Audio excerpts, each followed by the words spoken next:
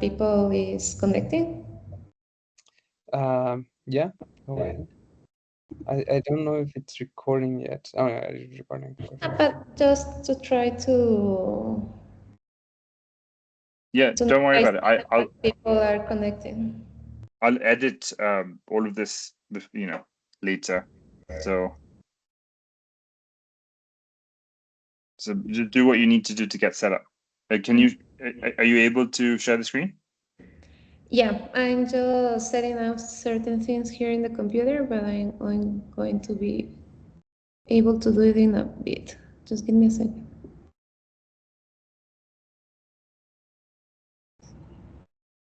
Oh, we need to quick and reopen the call, so just give us a... Okay. Sounds good. Hi, Tessa. Hi, Didi. Hi, Eva. Thanks for joining.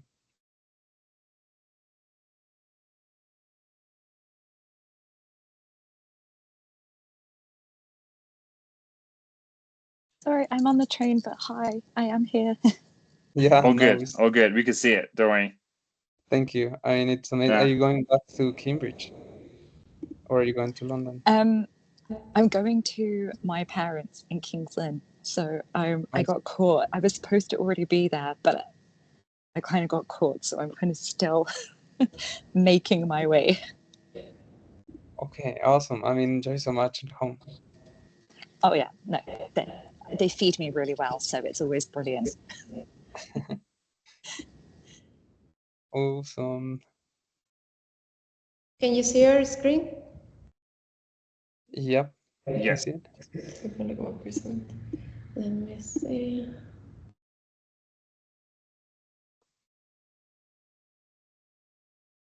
And there, can you see it as a full screen? Not yet as a full screen. Hey, Lorna. Happy New Year. Hey, Lorna. Happy New Year. Hello. How are you both? Very Really good. well. Yeah, we're in the beautiful country of Ecuador. By the way, ladies, Lorna is arguably the most kick-ass person in health tech, female health tech. So I'll take that. I'll take special that. special things here. Yeah. Thank you. That's awesome. Happy New Year. We can't see the screens anymore, so we won't be able to see you for now while we present. But thank you for joining this presentation also.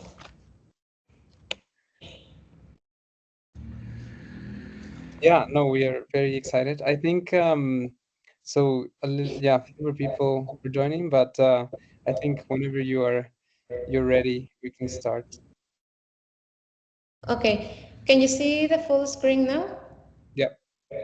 Amazing. So, well, if you want, we can start right now. So, because we know that it's a little bit too late there in UK, so we don't want to take too much of your time. So, hello. To start, we always want to remind you that great things never come from comfort zones.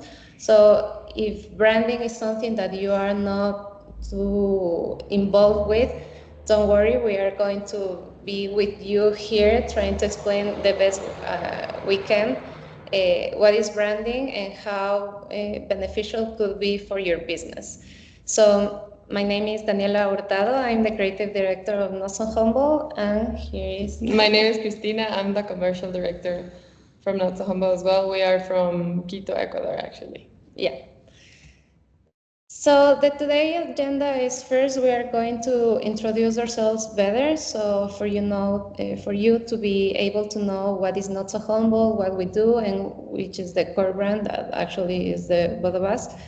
Then we are going to talk about the fundamentals of branding, and then we are going to give you quick tips to kickstart your brand, and having also a moment to have questions and talk about all the things that you need to know about branding.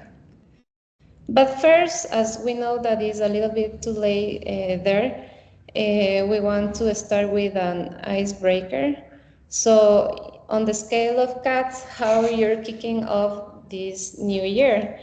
In my case, I'm going to start, sorry for myself, I am starting with a 6. I feel like the cat of the image number 6. I'm really excited to start this year having this masterclass and be able to getting knowing all of you. I don't know you, Chris, how you are feeling this year. I think I am a mixture between number 3 and number 7. We here in Quito are starting. We had a holiday until now, so everything's starting pretty quickly on January. So how about you guys, Francisco, Ure, the rest of you? Yeah, so I was gonna say, I mean, I look like 6, but I feel like 5. Yeah, holidays can be really exhausting, actually. Yeah, I mean, inside I feel like 8, but probably more like a 2 right now. Nice. Anyone else that wants to share with us how is your mood? I'm probably a 4. A 4? Yeah.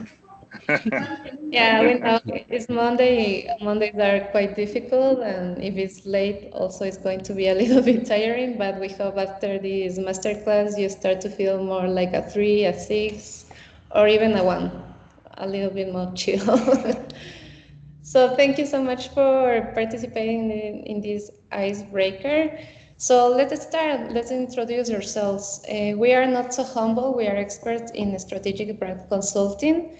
We love to create and develop brands driven by market insights to shape strong, lasting branding identities. We have the opportunity to work with different kind of companies, brands, from emerging startups to well-established companies.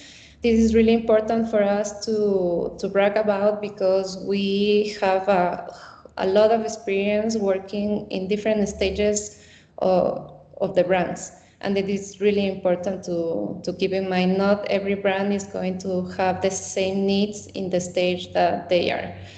And we call ourselves not so humble because we truly believe that brands need to be the opposite of being humble. They need to brag a lot of all the things that they do, what they can offer to the world, and what they believe also. So if you have a brand, you have a project, you need to brag about it and be not so humble about it. We also love to brag about the places and the media where our work has been published, because these show how our potential and our expertise of creative visuals and concepts that could be really embraced globally and not just locally, because as Cristina told you, we are from Ecuador, but we are really experts to work with brands in different kind of markets, and these concepts are really well embraced in different kind of markets. So the things that we do as we work in brands in the general aspect of what is a brand, and that you are going to learn in a few minutes, we work from the strategic part of the brands. We work in the strategic advisory, creating and crafting strategies for brands to enhance their positioning. We also work in the design part of brands, in not just the visual design, graphic design, but also in the verbal identity, how brand sounds, the motion graphics, etc. But also, as you are going to see next, brands need to provide an experience for all the people that work with that brands. Or that interact with that brand. So we also work in the digital experience of brands. It's important to understand that brands not only live in a physical world, but also, of course, in the digital world. So we need to have the opportunity to help our brands to have really good experience with our people. in both sides, in physical and digital world. So the core team, as I told you before, is Christina and I. We work with different kind of collaborators depending on the type of project. We have more than 15 years working with different kind of brands. And as I said, we have a really good experience understanding the different stage of a brand. If it's a brand that is new and you have to create it from zero, or a brand that is well established and that have different needs to communicate and express to the world. I don't know if you want to add something here. No, I think when you work in an industry like ours, you are a multi-industry person, and we work with people from healthcare, that like we were talking with you guys. We work with people from automobile, food industry, entrepreneurs. So it's been quite a ride when you become a bit of an expert in different industries, and we learn every day. So even if it's sometimes you might think, well, it's a B2B, it might be a bit boring, or it might be a bit, maybe I don't need this kind of service. Even if it's us or somebody expert in communication and marketing, we will normally become experts in every field that we work with the client's help. So it's a really interesting gift to have in our job. Yeah. So let's go and see what is really important for you to understand and to know today, is the fundamentals of branding. So to start to talk about this, let's define what is actually branding, because when we say this word, most people always imagine that branding is just related to the visual identity of the brand.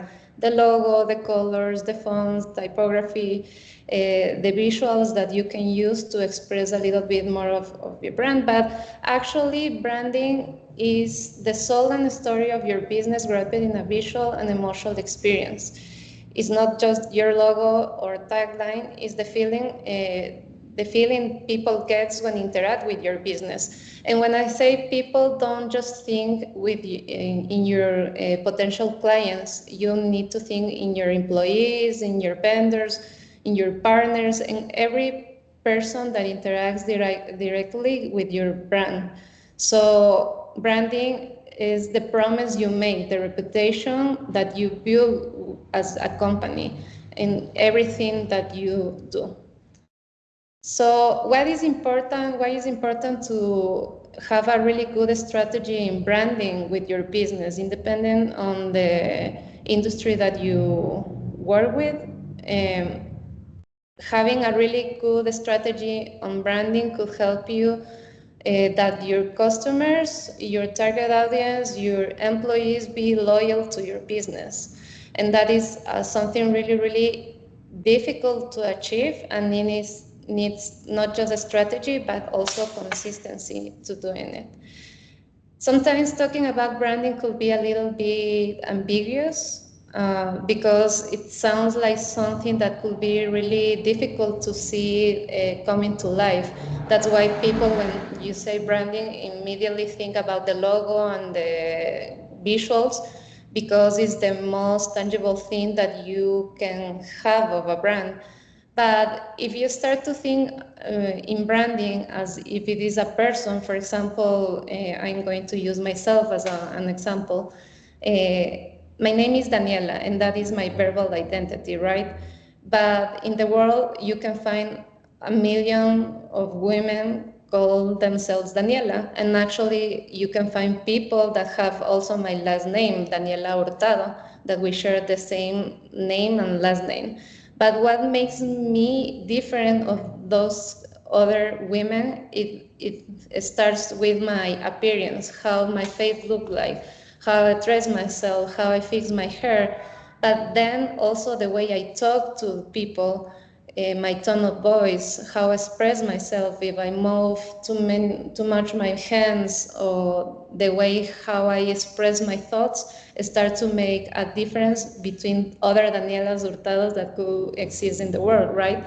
But also my beliefs, what I believe, my principles, and my experience in my life are going to be really essential to make me act in certain way that maybe other Danielas are not going to act or respond in the same situation in the same way. So the same things happen with branding. The visual identity, the colors, is how a brand dresses itself. The voice and messaging are how they speak and the values they stand for. And the experience they deliver create lasting impressions and emotional connection, as we human beings do when we interact between us. So what makes up a brand? We have different layers that makes a brand what it is. So the more tangible layers that we can see, interact with, first is the verbal identity, then the visual identity. But there are deeper layers that we need to have in mind. For example, the brand communication system of the brand agility, and actually the core, the essence, the heart of the brand. What is the reason, the purpose of why this brand exists in the world? So let's see each of these layers. First, the verbal identity is the name of the brand. We are not talking here in this stage of the voice tone, or sorry, the tone of voice or the personality. Is just the name of the brand. So if you are in a stage that you need to choose the name, how it's going to call your brand, there are a few things that you have to keep in mind. For example, it's really important that the name of the brand could be really memorable. You have to think in some name that could be really easy to remember for people.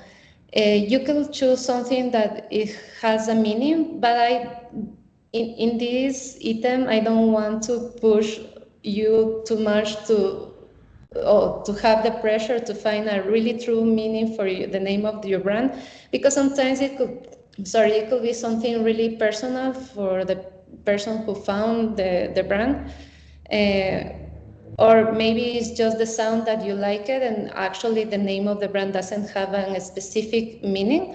So if the name of the brand doesn't have a meaning, it doesn't matter that much. But if the name brand has a meaning and is going to help you to create a storytelling for the brand, it's really important to keep that in mind and to bring that storytelling to the layer of the communication system of the brand. As now brands are really global, we have to think that our brand can interact with people in different parts of the world. We have to try to be really careful with the pronunciation with the name of the brand. So if we are going to use a word that is really difficult to pronounce in other markets that our business is working, we need to try to fix that, to try to prevent that could be a problem for people be able to pronounce your name, or trying to correct the pronunciation of people by a communication campaign. But if you can prevent yourself to choose a name that could be really, really difficult to pronounce, I will recommend that. Also, try to choose a name that not enclose you in something particular that you are doing right now. Because sometimes we are just thinking in what we want to do right now, that we forget that market change really, really quickly. And maybe our needs as a business are going to evolve. So try to choose a name that could be really open and wide, if that makes sense. That shows more about the aspirations that the brand has and know what the brand does right now. And let it stand out by its own. It's really important. For example, in every industry, there are certain words that are really common to use to name a company. For example, if you are working in technology, you are always going to find tech something. And a lot of companies that use the word tech to refer themselves. But in this case, it's better to try to find names that could be disruptive, that sometimes it doesn't have anything to do with the industry that you are working on, because that is going to help you to stand out and also be memorable. Then we have the visual identity, and this is a part that is more requested for clients because, as I said before, is like the most tangible thing that we have of a brand. We can recognize a brand for the logo, for the colors, and for the visuals, right? But actually, as you see, it's just a small part of a whole thing that we have to keep in mind to create a brand.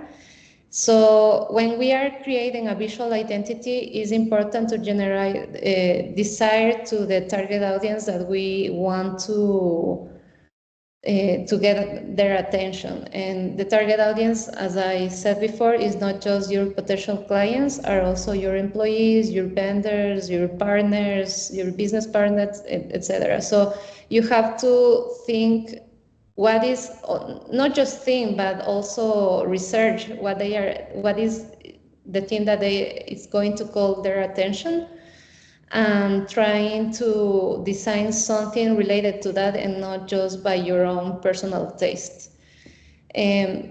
Visual identity also needs to help the brand to communicate in an effective way, to try to be really clear in what you do, what you offer, and the feeling that you want to give to the people that you are communicating to.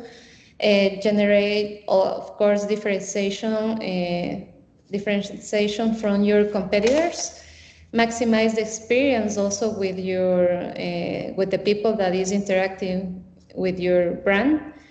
It also needs to help to create a story around it, because it's not just the colors, it's the graphics. It's not the same using photograph than using illustration, and the styles of illustration that you can use to tell what you need to tell is really important. So there are a lot of factors that you need to take in mind in the moment that you are creating the visual identity. It's also good to keep in mind that the visual identity needs to keep entertain people. And this is a difficult part because we always said to our clients that we need to be really consistent in the way we use the visual identity, the colors, the graphics, the icons, etc.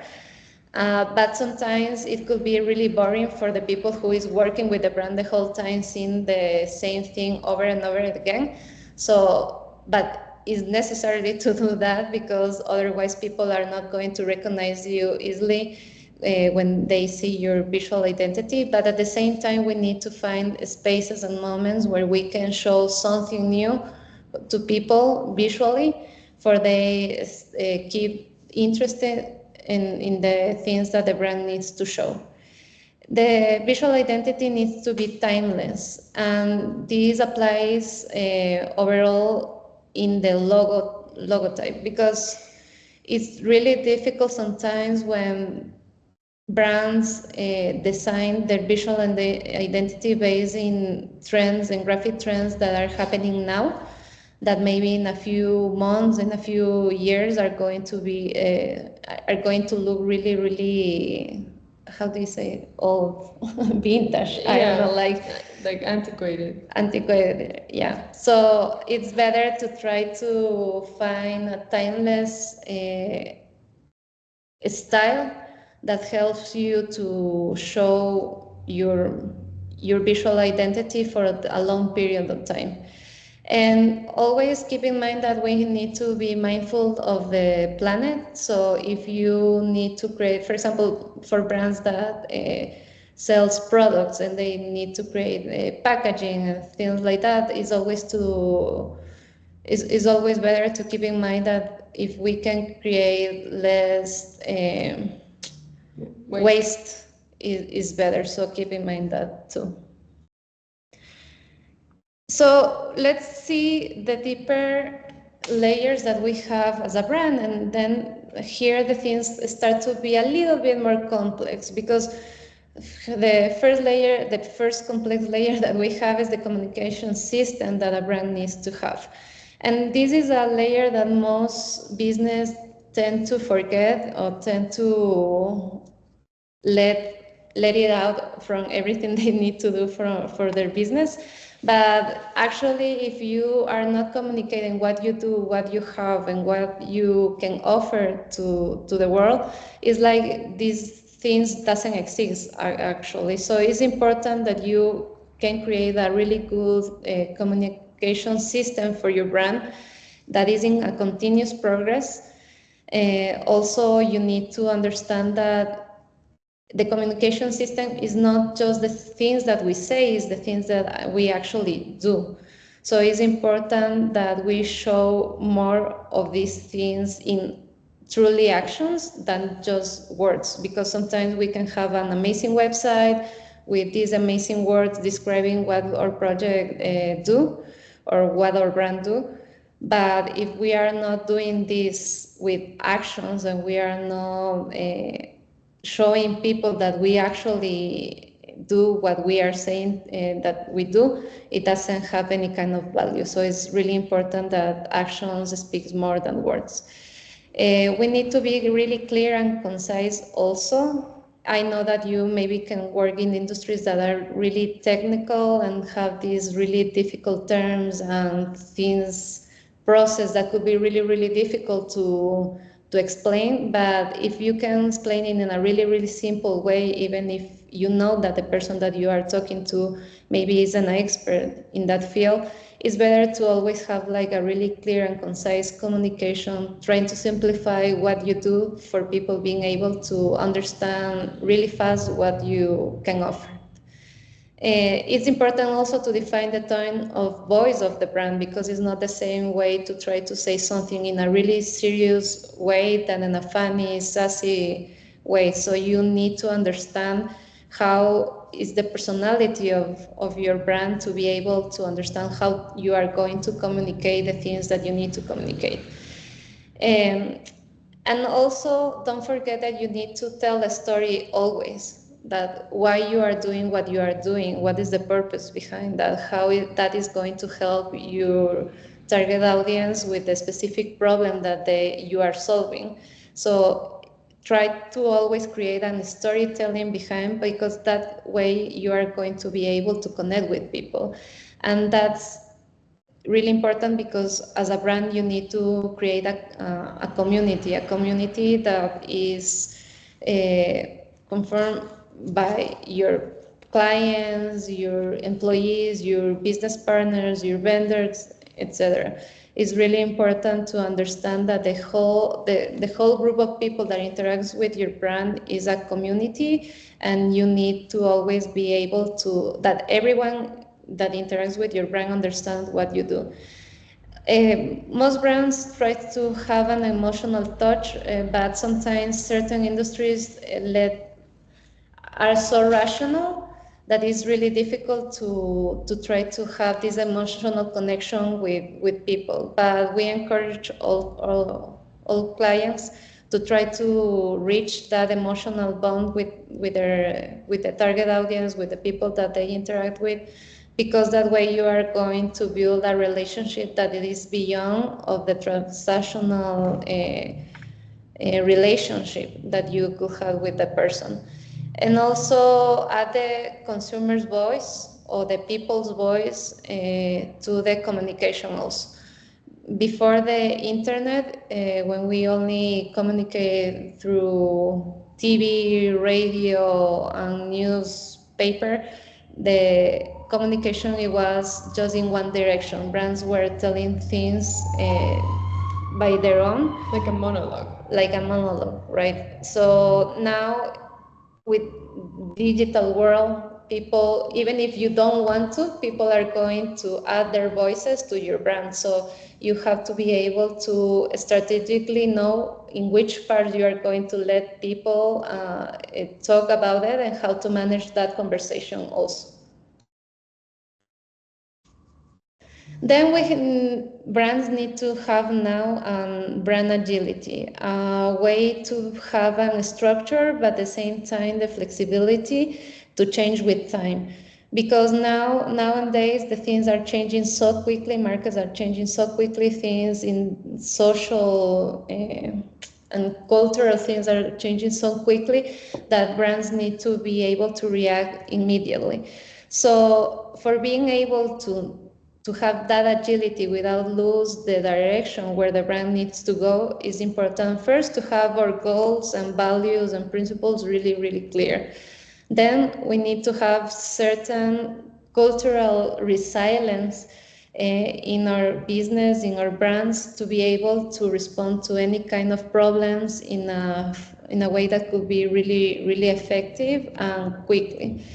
Be also really open to the changes, but also open to the opinions of the person that are interacting with our brands. Be responsible not just with the planet in the ecological way, but also culturally and socially, and be, of course, multi-channel. Right now we have different kind of platforms where we can communicate our brand, but we need to understand which platforms are the best for socialize the things that we need to socialize, and which ones are not the most accurate one for the brand. And always remind ourselves that we need to be global, even if our projects are focused in specific markets, but there is a chance that the whole world know what you do, so we need to keep in mind to have always this vision of being global. And that takes us to the more essential part of brand, that is the core brand. The core brand is some people call it the purpose, some people call it like the soul, the heart of the brand, but actually the core brand is like the concept with which the brand goes to position itself to the world. Is the reason why you exist, the principles, the values. Here you can define the personality of the brand, and that is going to help you to achieve the mission, the vision, the gold star metric, the whatever thing you have as a goal and direction. It's the essence of what you do. And this core brand needs to be something wide that goes beyond what you are doing now. It's like the aspiration that you have to, the reason why you are existing in the world, actually. So as you see, we start to talk about the layers from the more tangible one to the one that it feels that is not that tangible. But actually, we encourage brands, if you are starting from zero, to start from the core and then start to build the other parts of the other layers of the brand. Not always a brand will be, or a business or enterprise could be able to start from the core. Sometimes the business is starting to focus more in what you are doing as a business and your product, your service, and then in the way you are going to find out where is this core. This is also something that it could happen, and we can work as that. But we encourage always to start from the core to the more tangible things, and that way you are going to be able to have a better structure and strategy of your brand. So another example that we love to use for explain branding is like preparing a sandwich. All the ingredients that you have for that specific sandwich, like the values, the personality, the tone of voice, the communication system, the visual identity, the name is the main ingredients that makes the flavor, a specific flavor for that sandwich. But the recipe, the strategy that we have as a branding strategy will be able to reproduce that flavor over and over again. So that is the idea of having a really good strategy that everyone could understand or have the same kind of interaction no matter in what kind of channel or in what kind of situation the person is interacting with your brand. Something that we find very important when we're working with clients that are independently creating either a brand or a product or a sub-product is understanding the architecture within a brand. There are different types of structures that we can use, and this is really important for you guys, especially in your stages, because sometimes we as entrepreneurs find that we have a lot of ideas maybe, and then we want to make everything fit into a specific brand or product extensions. But if we can understand what kind of growth we want to have and what kind of things we can put inside our brand or next to our brands, this will be much helpful for us to grow, especially. So we're going to give you the types of brand architectures that there are, and how you can choose, because there's not a right answer. It's very specific to your case, but how, and this depends on the structure of your company, if you have partners, if you have stakeholders, if you maybe have an online and offline product. There will be a lot of factors that help you decide which structure you want to appeal to. So the first one is called branded house. This is where a company has like a one hit and then grows with that same hit. So Amazon is a good example, that all of the sub products, Amazon, Google, FedEx, all of those sub products grow under the umbrella of Amazon, and it's most of the time in an industry that has something to do with it. So everything in this case is technology, delivery, online shopping. So it's always same business idea. It's not like they have Amazon chips, but you get the idea. So the brand name and identity dominates, and this is very important if you want to position the mother brands, so to speak. Visually, this also is very helpful because you don't have to create different visual branding, but you can use the one you have and adapt it to what you need at the moment. The second one is House of Brands. This is most of the time a strategy when one big company operates like a portfolio of distinct and independent brands.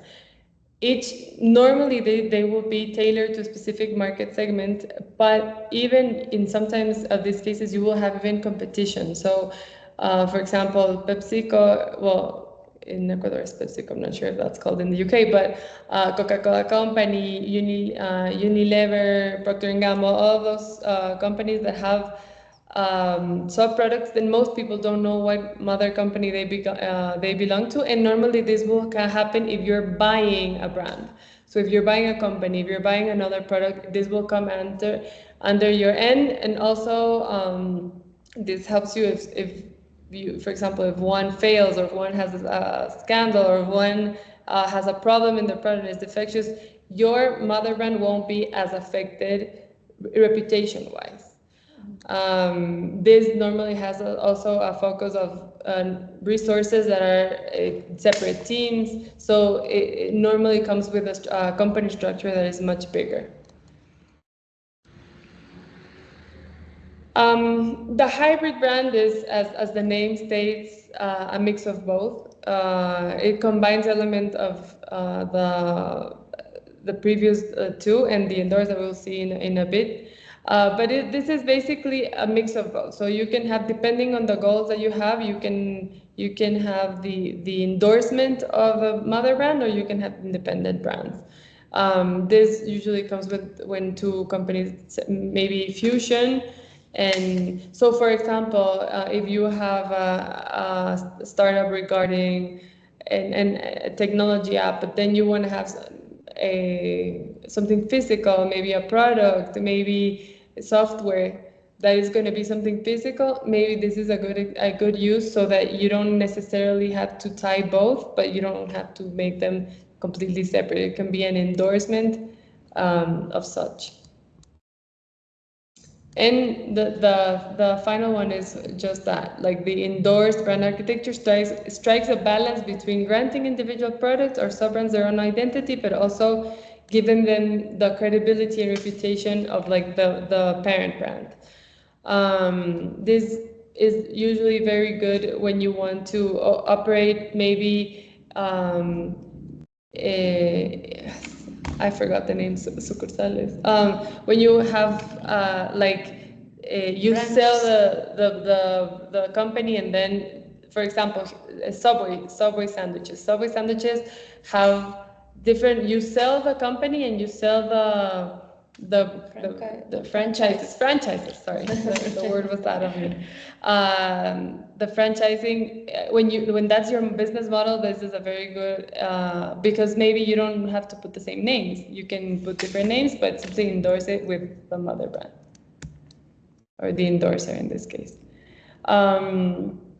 As I said, this is tailored to your specific needs. So if you have maybe limited resources, if you don't think you're going to grow with this specific startup or project that you have on the moment, or maybe if you already know what are you going to be your next steps, you can screenshot this or this will be sent to you. But this is very important to consider. Sometimes we have a lot of ideas, and this helps us put everything a bit under the same scope of understanding, will I have to create for 5 different brands, or I might have to maybe just one is enough. Well, there has a question, I think. Yeah, I can wait till the end if you prefer. No, it's okay. If Don't you worry. want to interrupt us, no, don't worry. So I was curious, like, in a situation like Alphabet, right? But obviously Google is such a strong brand. But if you create, let's say you have 2 brands and you create one brand which is very strong, but it's supposed to be a sub brand. How can you leverage that to then create other things within either a hybrid or a branded house? So you mean if you have a very strong brand and then you want to have like sub brands? Is that what I understood? No. So what if your sub brand is stronger than your main brand? Well, in that case, I think that you need to be mindful of which brand you want to be more, like, be stronger, sorry. For example, there was a case here with Coca-Cola brand, Coca-Cola company. They also have for a while the beverage Nestea. They were selling here Nestea, and Nestea here was selling more than Coca-Cola. It started to be more popular than Coca-Cola. So Coca-Cola company decides to limit their efforts as Nestea to avoid having that trouble. That the sub brand start to become more powerful than the brand that needed to be like the star. So in that case, I think this is really important to be really mindful of the strategy that you are going to have, which brand is going to be the star one, and understand always that to try to limit the efforts of the other sub brands, because sometimes it's not something that is going to be in your control. For example, in this case of Nestea, it was something that happens in the market. People start to love the beverage so much that they didn't see it coming. But they needed to do something because in their strategy, Coca-Cola is the brand that needed to be the star one, not the other ones. So yeah, it's something that you needed to do it in a strategic way, and to understand also like that's why we create this kind of chart where you can see like the level of complexity, the investment level that you need to have in order to be a branded house or house of brand, because it's not the same when you, for example, have just one brand, a branded house, for example. Because if you have a powerful brand and then you have these other sub brands with the same, almost the same name, it's going to be easier to position in the new brands. But if you want to have a house of brands, you need to invest a lot to have a good positioning with each brand. So it needs to be something that it requires a lot of thinking, And also because in the most immediately thing that people or startups do is to create million brands for the different ideas, projects, and services that they have. So if you can avoid that, that's why we thought that it was really necessary to talk about brand architecture. Is better to try to avoid creating a lot of things without knowing the complexity, investment level, and the effort that it needs to have different kind of brands at the same time. Is it okay if I ask a follow-up question? Yeah, of course. Yeah. So one challenge we have as startups is because we don't have a established brand, we need to, and often we have to really work hard on a very core value proposition. And even if we think about our long-term strategy, we might not get a chance to establish a brand for that long-term value. And so it would be really powerful if you could share any advice so that we are not distracted in the short term, so that if we do establish, let's say, I'm just going to use Lorna, your example, if you don't mind. Yeah. So Demetria, Lorna's company is really cool because they focus on an extremely important problem for women, but the technology they're developing and the infrastructure they're building as a consequence of that will allow them to expand across many different use cases. But if there's a concern. I don't know if Lorna, you have this concern, but there's a concern of diluting the impact of being extremely focused in the beginning. And so, sharing this hearing this from you guys would be so powerful because I think a lot of us will stress less about it, and then we can focus and we'll know adaptation strategies in the future. Yeah, I do believe that when you have this kind of emerging situations, that you have to consider resources first. Resources is not only money, but it's time, is people, is efforts. So I wouldn't, when we talk to entrepreneurs that are starting up, we do think like, don't stress about this too much for now, because you don't know where it's going. But when you come up with a new situation, let's say you have a new idea, a new brand, establishing how you want it to grow. So I want this to grow under the umbrella of the parent brand because I want to be the product B. I want it to be associated with my product A. In this case, the example you were giving, let's say that it grows, and then you are I'm not exactly aware of the product or service you are providing, but let's say you start offering in different countries, for example, or maybe you have a tangible service after this. You can always grow, let's say this in a more free way, but understanding that it's where it's coming from. So what we tell normally to entrepreneurs is, don't stress it for now, but when you see the growth and you experience, because something we talk about also always is what Danny said before with the name, right? So if you stress about it being perfect now, then you might not be able to test it. You need to go out in the market, test it, sometimes even restructure. So let's say that you decide to have the house of brands, the branded house like Amazon, and then you realize that's affecting your main business or your main brand, you can change it. You have to test it and see, whilst you're growing, see the results that it's having. Because it's really, for this to exist, for a house of brands, Unilever to exist, there has been so many years of failures and give it and you go and buys and mergers. So I would definitely say, grow organically as much as you can with this in mind. So when you already, I don't know if that answers the question. And also, I want to add that you can be also strategic in the way you decide how you are going to grow step by step. And I mean that there are certain industries that are more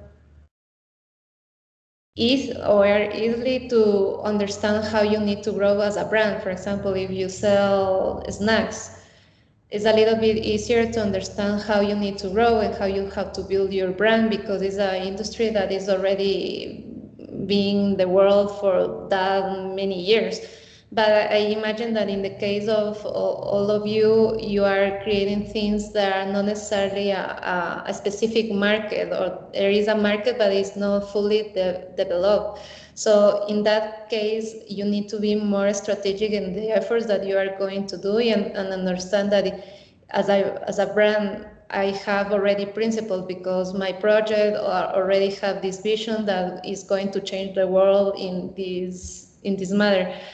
So maybe the visual identity is not that important in the way that you can have something now that it will help you to raise money, to find business partners, but it's not something that is set in stone now that you cannot change later. Maybe it's something that you can change later, because as Christina said, you need to go out in the world and test it.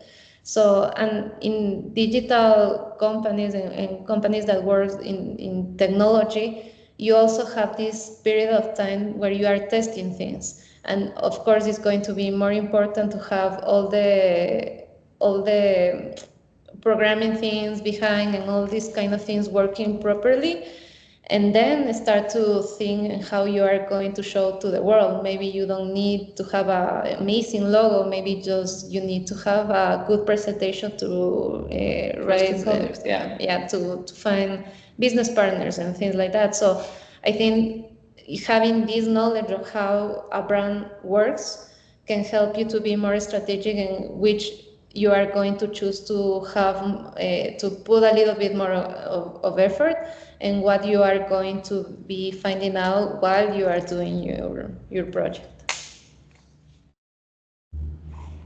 Thank you.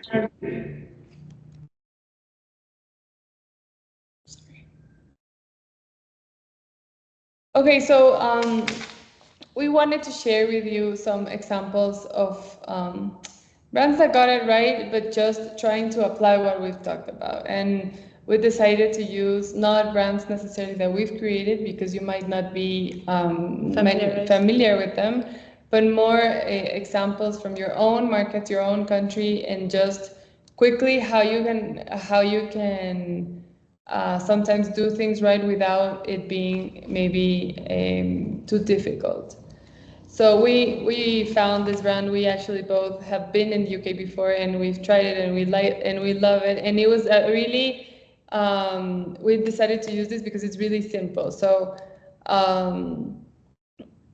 first of all, as we were saying, the core and the relatable story behind the creation. This is not necessarily the story of all brands, but starting with a powerful mission to create something delicious that is natural, that doesn't have palm oil and artificial ingredients, but there's a brand origin story that comes from the owner wanting something that she couldn't have in the market. So the important thing that we have found about this example is the emotional and functional branding that you can clearly see. So the emotional would be building a feel-good vibe around a healthy indulgence, wellness, and ethical sourcing that is really important for them. But there's also an emotional factor that when you're talking about their communication system, you can clearly see that it communicates that it's natural, that it has no refined sugar, and you can see it right away. This is important to understand because it will resonate with the people that you're talking to. You don't have to talk to everyone. You just have to talk to the correct person and understand what is it that they want. And something that is really important also, it's the consistent visuals and playful around the whole brand. So what we were mentioning before, the tone of voice, not all snacks or peanut butter brands talk the same. They don't all have the same tone, but in this case, they have decided to use this tone of voice, and it's how the brand works. Even if it's sold to a Unilever or a Procter & Gamble, the Pip and Nut will always talk like this and will always communicate with this like quirky, lighthearted communication tone, energy, right? So this is an example of like entrepreneurs growing brands because it combines a strong brand purpose with an accessible human-centric approach. It doesn't always have to be something really elaborate with like a numerical strategy behind it. It's just understanding your product and understanding who it will talk to the best. We also found this example that we really liked. You probably are more have interacted with this, but this was it's a like a substitute for a banking app that's we understand. But the important about this is that the way it's communicating in a very easy, user-friendly way with not over-complicated terminology, creating a sense of community. So the emotional and the functional is really divided here, really clear. So the emotional will be creating a sense of community, positioning itself as a friendly financial partner rather than like a big, important institution. And the functional is more emphasizing on intuitive features like real-time notifications, budgeting tools, fee-free international spending. So it's understanding what they want and how you can resonate and create an experience. And also, of course, the visual identity that's the difference in their debit cards, and their color, and their website, their app, and all the minimalist design that comes around this. The approachable tone of voice, that is maybe something that you don't necessarily see in this industry as much as well. So just as a closure, we wanted to give you some final, before we go to some questions, some tips to kickstart your brand. I understand that you are all in very high and complicated startups that have a purpose, and that you guys are starting maybe with partners. Maybe you already started with the brand and you haven't gotten around to creating it visually. So this can help you maybe, as we said, pick and choose what you need for the moment. So basically, start with a purpose, not just a product. Ask yourself, why do I exist? So we don't like to tell our clients when they come to us, well, we need to get everything. You need to get a logo, you need to get naming, a tagline, a website, just to get more business. We always try to make sure that you understand why you exist, and that will be really helpful to understand what you need at the moment. So building this on a clear mission, solving a problem, and connect with real people, because this will help you make the second part really easy. That is, talk to the right people, not everyone. You can't try to appeal to everyone. The right people will connect immediately, while with the other people that will not connect to your mission will be really, really difficult to. And you will need a lot of effort to try to make them understand. So speak their language, address their needs, and focus on winning their hearts. Even if it's a smaller, maybe a smaller group of people. A brand that tries to reach everyone ends up connecting with no one. And consistency is king and queen. This is really important for startups, and sometimes for B2Bs, for example, they believe that they don't need to have these visual efforts. I don't need to have social media. I don't need to have a website, and that might be true. But make sure that wherever you have any touch point with stakeholders or connections with, even if it's just a store, your email, that everything from your logo, social media has the same way every time, because you trust what you recognize. It becomes familiar in your world.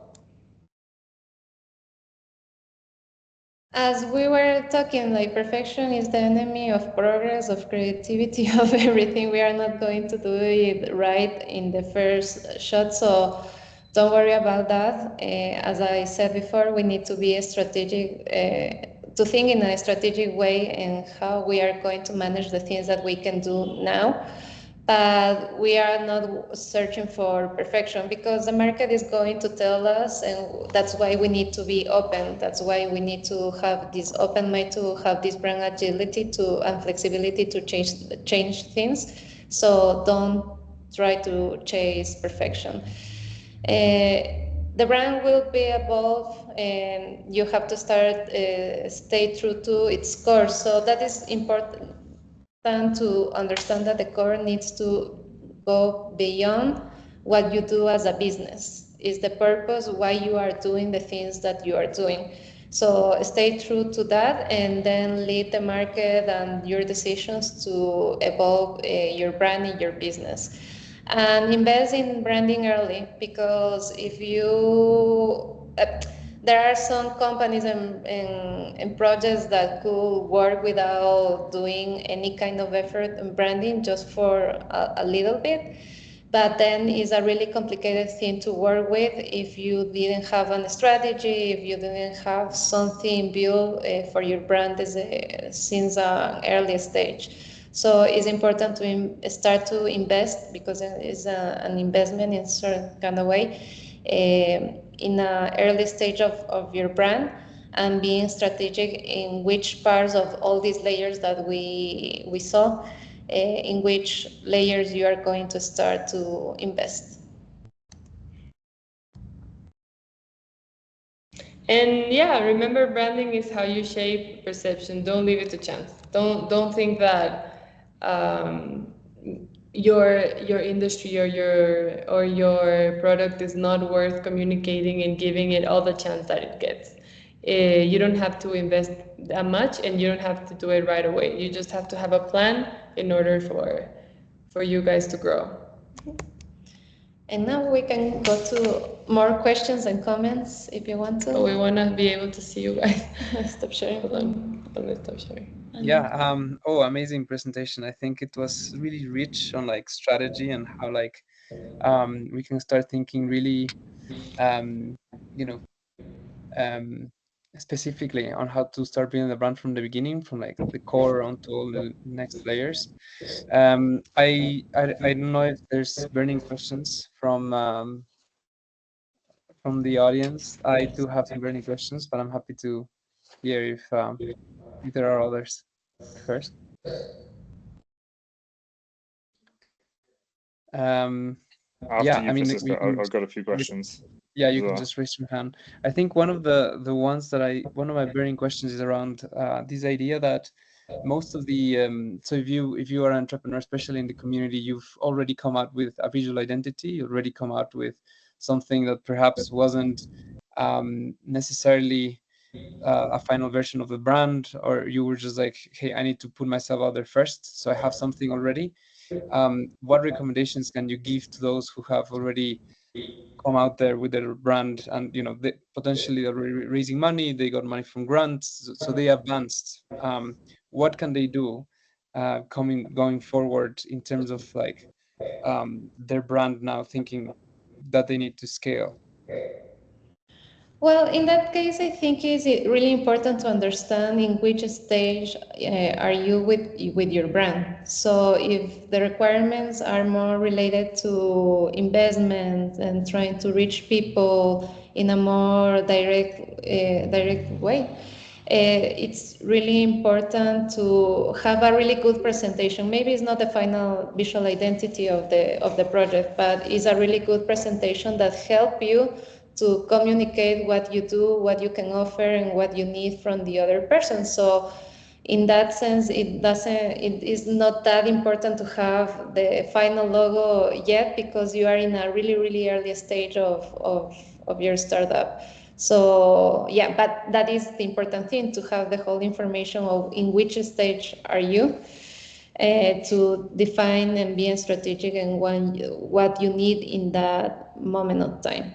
But it's something important to understand that, as we said, like the way we interact with the brand is really important, even if it's in the early stage. So having a good presentation, having a good pitch also is going to be really important in order to achieve those goals that you have. And what we can, if you, for example, are already working, or it's already testing outside in the market, whatever the stage is, you have an advantage. You have already been out there. You already know what's working, what's not working.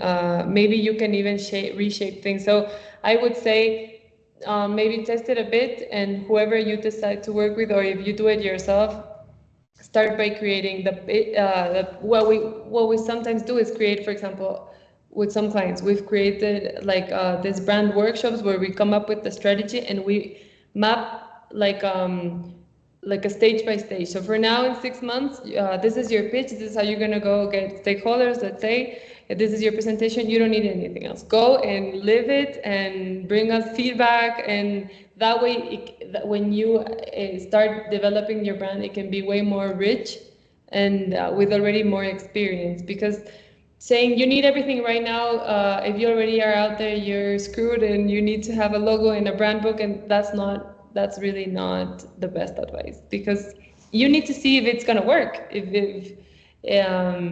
And if you need something visual right now because of the necessities that you have, you can always have something temporary and then start growing, but with the strategy, start growing little by little as well.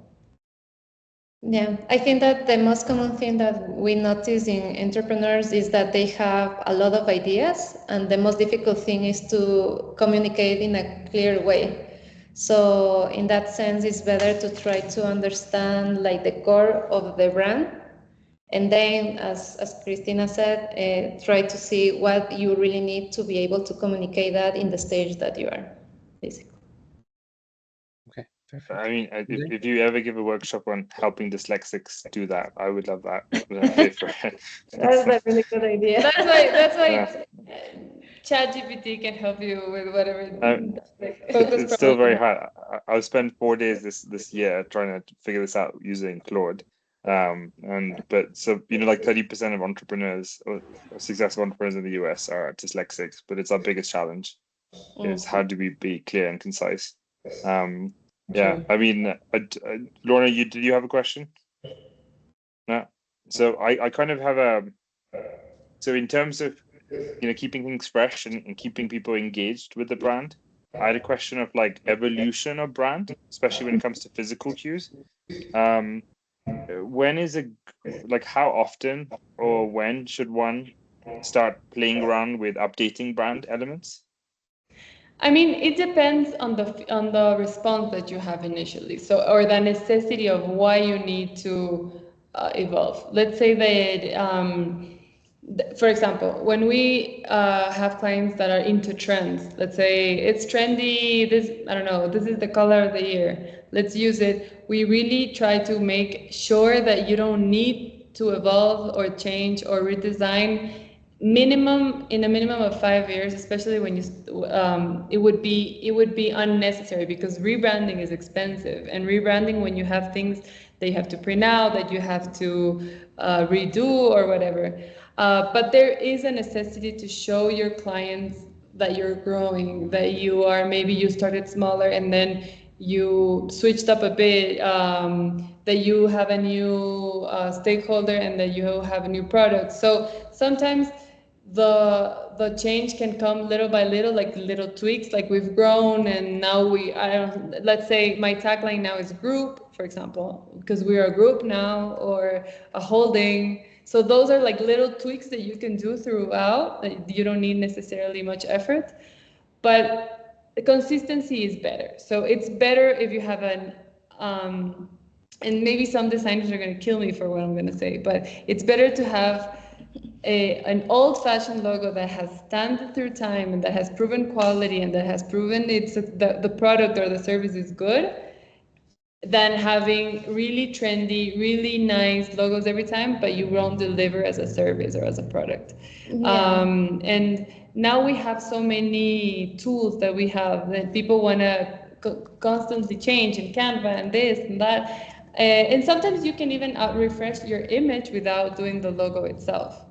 So I would say as consistent as you are is better, so that when you do refresh, it's like a big oomph to everything that you have. Yeah, because you have to take in mind that you cannot make this decision just basing if you are really bored with the colors and the logo and the things that you And are you will seeing be every bored. day. Yeah, You will be bored. as and a you- founder, as the one who is sleeping, dreaming with the brand, you are going to get bored. But actually, for example, if we do an exercise now and I ask you to draw the logo of Starbucks, no one of you are going to be able to draw it exactly the same as the logo is, because we, as consumers or people in general, we are exposed to so many things daily that it's hard for our brains to keep certain details of the brand, or of the whole details of the brand. So you have to remind yourselves that the rest of the people doesn't know your brand so well as you know it. So it's better to have that consistency. And also a good thing to do is to understand that sometimes, as Christina said, like you don't have to change visually the visual identity, or maybe the visual identity is not the most important thing that the brand, that the people loves from your brand. Maybe it's some details that you have with your brand, how you respond how you answer the emails. The signature of your email is something that people loves of your brand, and when you change it, people start to write you like, why you change the signature? I don't know. There's sometimes you have small things that could be really, I don't know, like maybe for you are not so important, but for the people that work with you is really, really important. That is better to make a research first if it's really important, worth it, and which other parts are not that important, and you can be more playful with your brand. I have, I mean, I have many questions, but I have one very important question, I feel, which is very relevant to us as startups. We have, as the nature of our teams, right, we have a kind of a churn and change in people over almost every year to some extent until we become foundationally stable. Mm-hmm. A challenge that happens, I've experienced for 8 years, is people coming in and bringing in too much of their personal desires, right, with the brand, and every year they want to change it, and it's a lot of work they put into it, but it's not a priority. How can you help us manage them better? Well, having a really good strategy behind, like, understanding your purpose as a brand, what are your core values, your principles, all these kind of things, writing in stone, is easier when you hire someone to say, hey, this is what we are. So read this, please, and give a capacitation, talk about it, and it will help people to understand better and align what the brand needs and the business needs. But also it will help you as an employee to keep in mind what you need for your company, because maybe you are more focused on the skills of the people, that if they can do certain kind of I don't know, things and the job done, but maybe you also need to look for people that are aligned with the personality of the brand, with the values of the brand, with the principles of the brand, and that is going to help you to maybe not eliminate 100% that people comes with new ideas and trying to change the whole business from scratch, but you will be able to find people that is more aligned with your business, with your brand.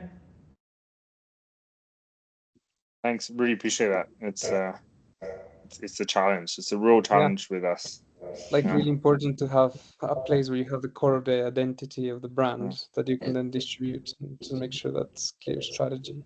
Yeah, internal communications is important, even if you are a two-person team, or if you are a 50-person team. Having clear internal communication policies, same policies for everyone, so they can live and breathe their brand without it being like fake promises or fake benefits. Just making sure that they understand, and this comes normally with visually brand books, brand guidelines, We even have some clients that ask us to make like templates for all their employees, so they use all of them use the same presentation templates, uniforms.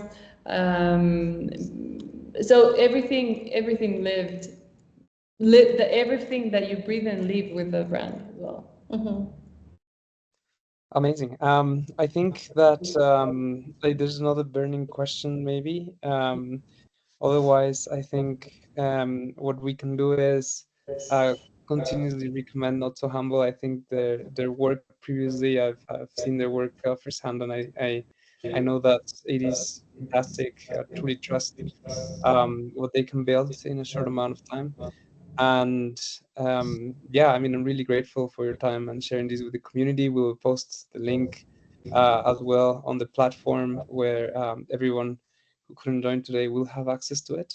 And yeah, I think if there are any other burning questions, also you can reach out directly to Chris and Danny. You have their contacts as well. So if you have any branding questions, I'm sure they will be very happy to share with you more of their expertise. Thank you, Yeah, Francisco. Thank you, Uday, and good luck to everyone. I hope this was helpful, and thank you for saving the time. Yeah. Thank you so much. Thank you, and happy New Year to you guys Happy again. New Year. Happy New Year to everyone. Thank you, Enjoy Lorna. your Thank you, day. Chris. Diana, thank you very much. Thank you, Eva. Thank you so much, and good night, everyone. Thank you, Bye. Moses. Thanks, Bye. Moses. Loving the shirt, Moses. Oh, thank you so much. I got it from someone actually. Yeah, cool. All right, I'm gonna say bye. Have a good one, man. I hope that was useful. Thank Thanks. you. Bye. It was for sure. Thank you.